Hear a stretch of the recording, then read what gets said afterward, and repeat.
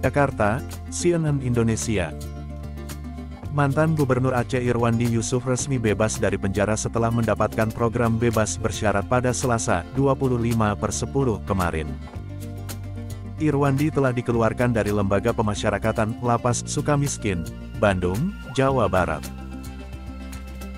Dikeluarkan dari lapas dengan program pembebasan bersyarat, ujar Kabag Humas dan Protokol Ditjen Pemasyarakatan Pas Kemenkumham Rika Aprianti kepada knindonesia.com, Rabu, 26/10.